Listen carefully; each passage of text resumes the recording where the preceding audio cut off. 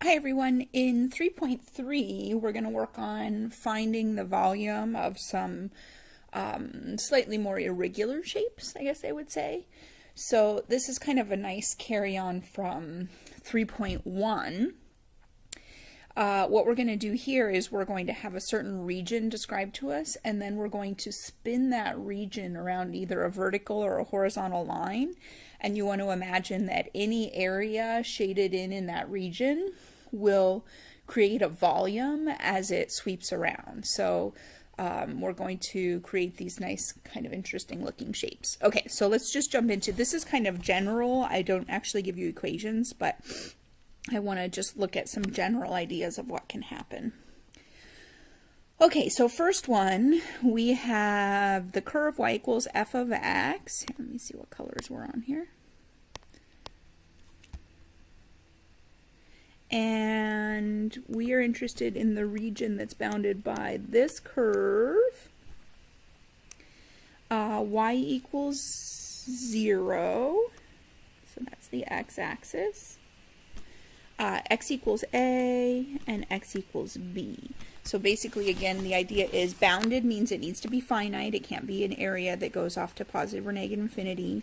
And it needs to be entirely bordered by the curve, the x-axis, the vertical line x equals A, and the vertical line x equals B. So we're going to take this and we're going to spin it around the x-axis. So if you imagine the top part, the curve picks up out of the page and spins towards you, and then all the way around down below the x-axis until it's done a full circle back to where it started. And we will get, this is the 2D version of it, kind of a mirror image of this thing down below. And then everything in between is going to be this nice rounded out. It's going to look a lot like a bell. I have electronic versions of the picture of later, so you can see those if you don't like my bell very much. So it's a bell. It's entirely filled in. There is no hollow in this bell at all. It's completely solid. Both ends are flat, or nice flat circles. They're not curved out or anything like that. And we want to think about how we would find a volume.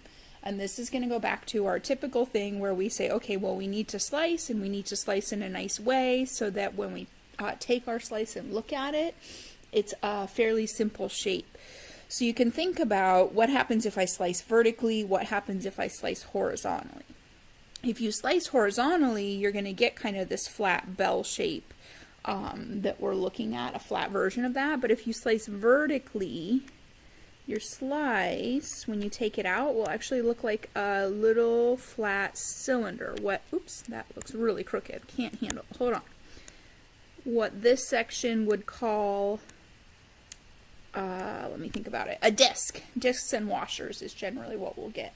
So a disc is a little flat cylinder. The truth is that, again, these edges are a little slopey. But if we're thinking of making this slice infinitely skinny, that's going to become negligible.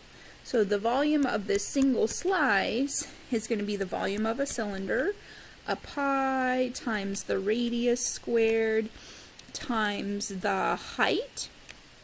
The height of this thing is a little skinny slice of x values, so that's going to be a delta x. And we don't have a choice on the variable anymore now that we're in the xy plane. Horizontal slices are going to get delta y's as their height, and vertical slices are going to get delta x's as their height. So delta x is our height. Again, I'm using the volume of the cylinder formula, pi r squared h. Our height is delta x. The really important thing here to be able to pick out is what is our radius. So when you go back to the original picture, what you want to make sure you do is you always start from the axis of revolution, so the axis you're spinning around, which in this case is the x-axis, and go up to the original function. It's true that if you headed down to the bottom, that's also the radius, but that's a little bit weirder to figure out what that is in terms of our original function. So if you go back to the original function, you won't have any intermediate steps of trying to relate it back up to that picture. So what we need is the distance from the x-axis to the curve, and that is an f of x. That's determined by the y value of our curve. So we'd pick some x value in our slice, we'd plug it in to get a y value, that would be our radius, and this is approximate until we let the number of slices go to infinity. So if we want the total volume, we would add all of these up, and we would also make them infinitely skinny, which will turn this into our integral. So we're going to be integrating. The typical term is a pi times f of x squared dx. And now we can say where we're starting our slices and where we're stopping, and that will be from the left-hand side to the right-hand side, from x equals a to x equals b. And I'm going to, throughout this, focus just on the setup, so absolutely as you do your homework, continue to do some practice with actually calculating these integrals, but also anticipate for things that get really messy. I might just ask you to set something up. I very well could ask you to go all the way through and crunch through the integral, any of that, but you pick and choose where you really need the practice. Okay, so for part B, we're supposed to take, let's see, what are we supposed to take? Area bounded by the curve. Okay, so the exact same area bounded by the curve, the x-axis, x equals a and x equals b. And we're supposed to now spin it around y equals -3. So we need to extend our picture. Oh, color here. We need to extend our picture down a ways. Okay, so we know where y equals 6 is, so if we flip down here, this would be y equals -6. So let's say this is y equals -3. Okay, so we're spinning around y equals -3, which means, oh, my thing is being leggy. Okay. The bottom of our region, the x-axis, when we spin around x equals -3, will go all the way down to x equals -6. And the y equals 6. Okay, so the top is a little shy of y equals 6. So when we flip over y equals -3, it's going to be a little shy of, let's see, 6 up from this. So -12. So this is going to be down here. Okay, so to get myself started, I just take the region and I flip it over whatever our axis of revolution is. So we're spinning around y equals -3. So I start with a flip over y equals -3. So remember that only sections that are actually touched by the shaded region get filled in. So the outside of this shape is kind of similar to what we had before, only it's bigger.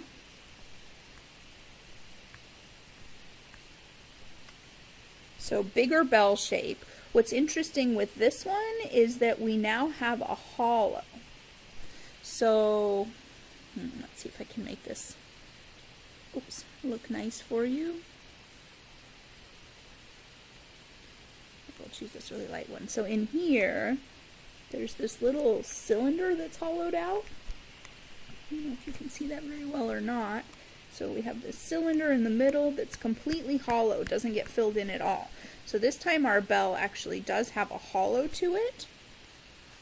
So when we go to take our slice, we are going to go back to vertical slicing to get those nice round slices. So basically if you spin around a horizontal axis, you're pretty much going to be using a vertical slice. So when we take this out and look at it, this time instead of our disc that we had last time, we get a washer. So again, the difference here is just that there's a hole in it. The thickness is a delta X once again. And this time we have to be really careful. What a lot of people want to do is take the outer radius minus the inner radius and use that as the radius value in their volume formula, but that's not quite right. What we're going to have to do here is the outer cylinder minus the inner cylinder. So we're going to have a pi r squared h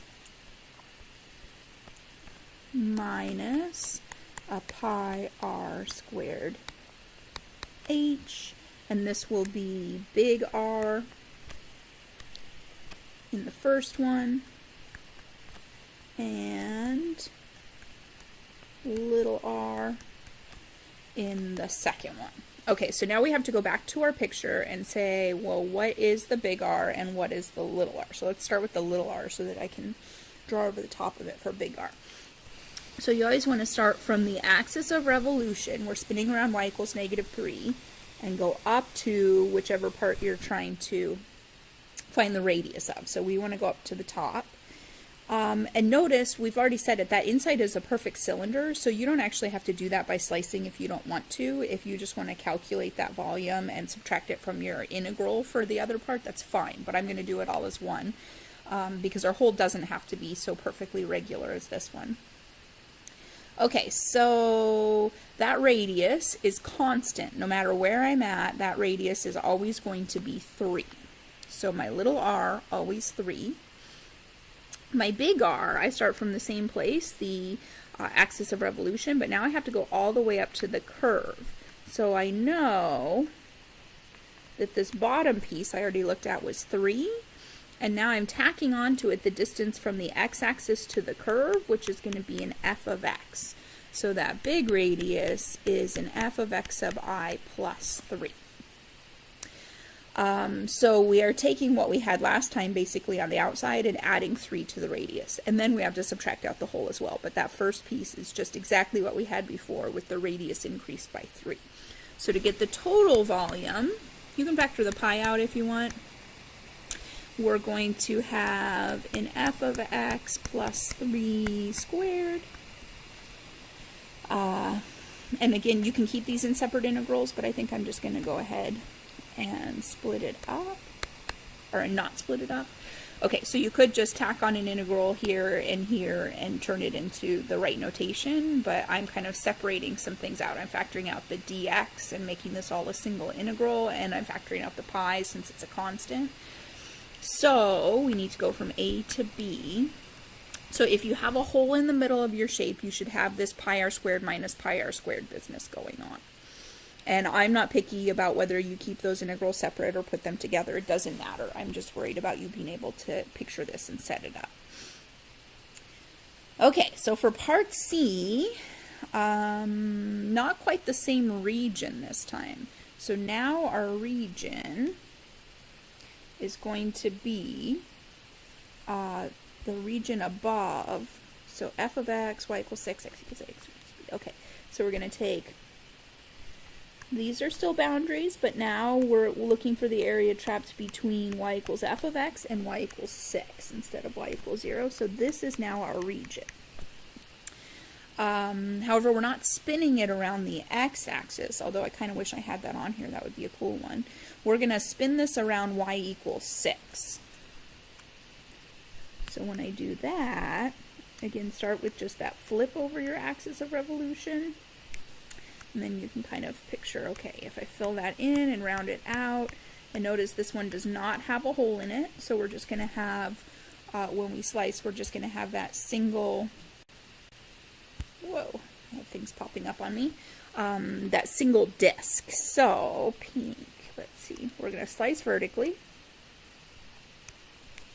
and when we take that slice out, it's going to be a little flat cylinder. Thickness is a delta x, and we're going to say our volume is a pi times radius squared times height. So in this one, our radius, this one is actually a little tricky for people. So remember, I was very specific, tried to be very specific about how I said to do this. So start from your axis of revolution and go to the original function. So a lot of people will want to go up because we've been doing that, but then it'll get confusing because we don't have a formula for the top of the bell. We could maybe get some using transformations, but we do have a formula for the bottom of the bell. So let me erase my delta x here so I can write. We know that this, from the axis to the original curve, is an f of x. So if what we want to know is this radius right here, and what we've got is a 6 and an f of x, we need to subtract. So that little radius r sub I is a 6 minus f of x sub I. So I could have an I in it. And then when we want to add them up, we're going to integrate. And again, you can put the pi out in front if you want. We have a 6 minus f of x squared. Don't start bad algebra habits back up. We can't distribute that exponent. You'd actually have to FOIL it out if you're going to calculate it. So you'd have 36 minus 12 times f of x plus f of x squared. And then we're going to go from A to B. Okay, one last variation on this, and you'll see others as well, but this should get us a pretty good start. I want to, let me look at it, y equals f of x, y equals 0. Go back to my original region.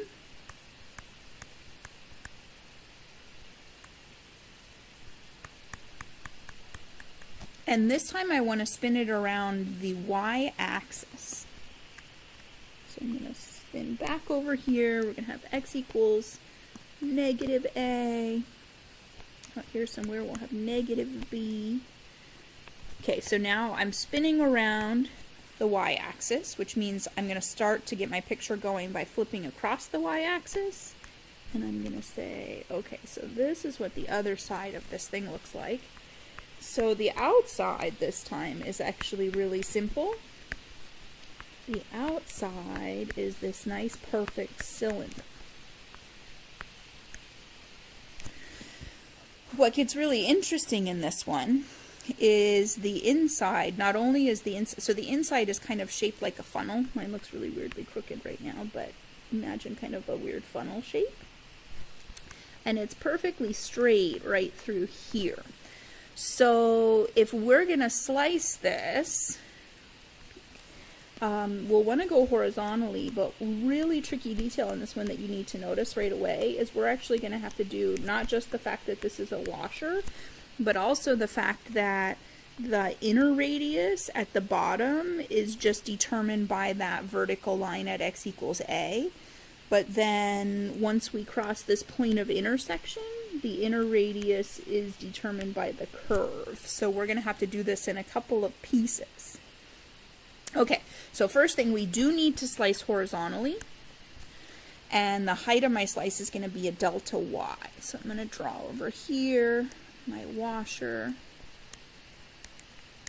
So let's say this is if we're on the bottom half. Oh, hit my erase button as I write. Okay, bottom. There we go. So the easy part of this is the outer radius. The outer radius, so if we start from the axis of revolution, which is the y-axis, and we go out to the edge of these, we are getting an outer radius of b. So that's constant. It never changes. I don't have to mess with it.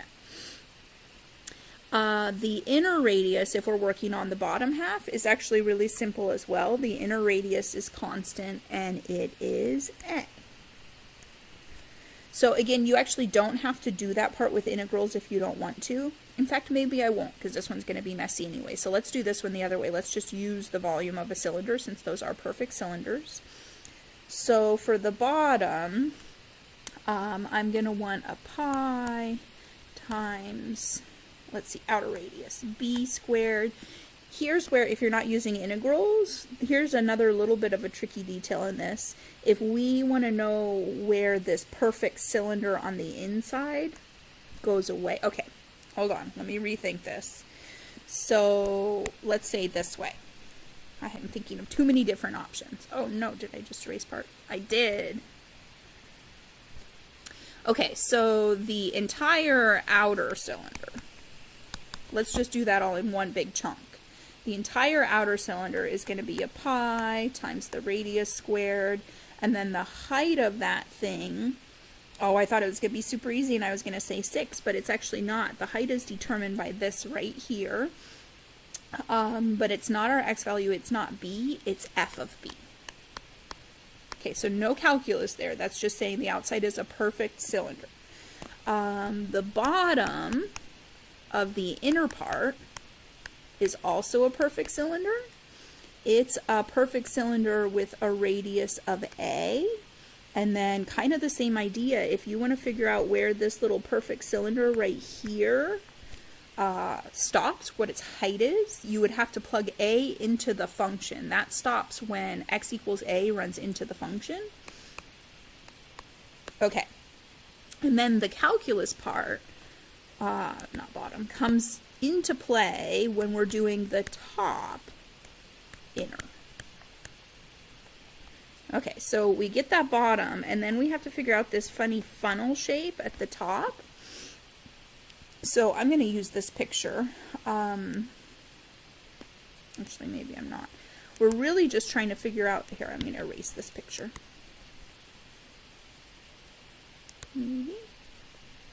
Okay, we're really just trying to figure out, let me snag another color because this is getting a little hard to keep track of. That one. Okay. What one of these little inner slices look like, and then we're going to subtract them out of the main shape.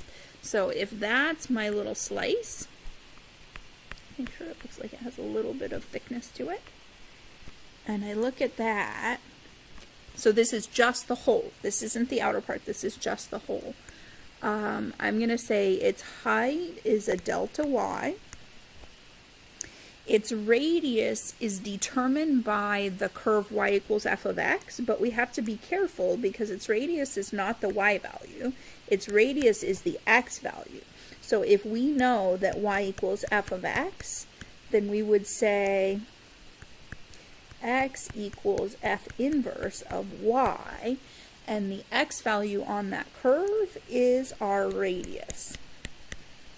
So for the inner part of the top, the funnel that we need to subtract out, we have a pi times the radius, f inverse of y, squared times the height, and this time it is going to be a delta y because we're going to have to make this a bunch of little skinny cylinders, unlike the outer part or the bottom inner part, which are perfect cylinders that we can just multiply by the total height. Here we have to do it one slice at a time.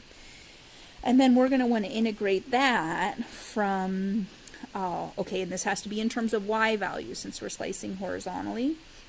So we're going to start at f of a, where the inner cylinder stopped, and stop at the very top, f of b.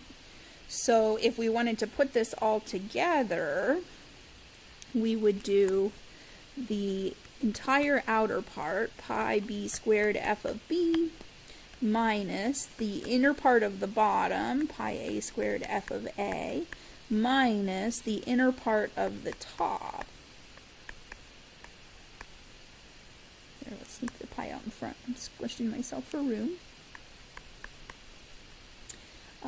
F inverse of y squared dy. It's a little scrunched at the end. So that is one way, not the only way. You can do it all with integrals, but that's one way to get that. Okay, so that was just to give you some ideas of what we're looking at, and then we'll look at some specific examples. Thanks for watching.